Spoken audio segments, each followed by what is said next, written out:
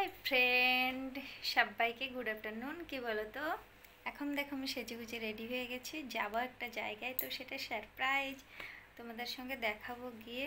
তো চলো এখানে যেতে যেতে যাওয়া যাক, কোথায় যাচ্ছি তোমাদের সঙ্গে দেখাবো। তো প্লিজ ভিডিওটা পুরো দেখতে থাকবেন।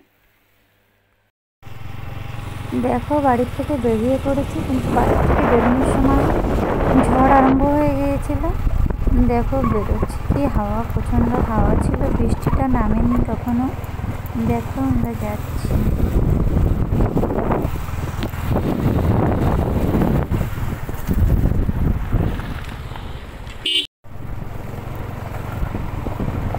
দেখো পুরো আকাশটা অন্ধকার হয়ে গেছে, মনে হচ্ছিল কি এখনই বৃষ্টি নামবে। তবুও আমরা এগিয়ে যাচ্ছিলাম, ভাবছিলাম যদি দাঁড়াই তাহলে রাত হয়ে যাবে। তো দেখো আকাশের অবস্থা দেখো কেমন করে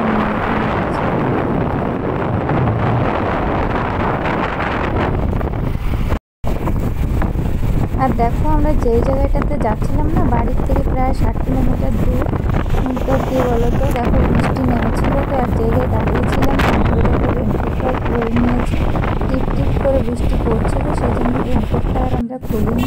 তো ফাইনালি পৌঁছে গেলাম সেই টাউনটায়, যেইখানটাতে আমরা তোমাদেরকে সারপ্রাইজ দেবো। তো দেখো এগিয়ে যাচ্ছে। অনেক দিন স্বপ্ন ছিল যে আমি একটা জিনিস কিনবো।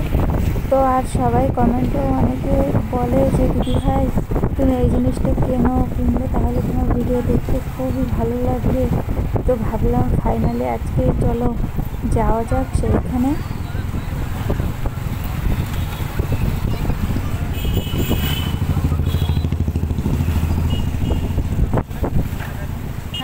ফাইনালি পৌঁছে গেছি আমরা। কি বলো তো, আজকে একটা মোবাইল কিনবো।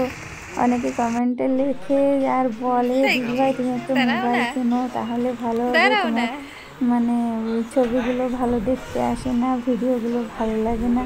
তো দেখো এই দুটো মোবাইল বের করেছিলাম, এখান থেকে কালার চুজ করছিল, আমি গিয়েছিলাম আর আমার পতিদেব আর আমার দেওর মানে ভাই গিয়েছিল। দেখো ওনারাই চুজ করছিল। তো আর দেখো এই মোবাইলে ওঠা কিন্তু প্রথম ফটো এটা। তো এবার দেখো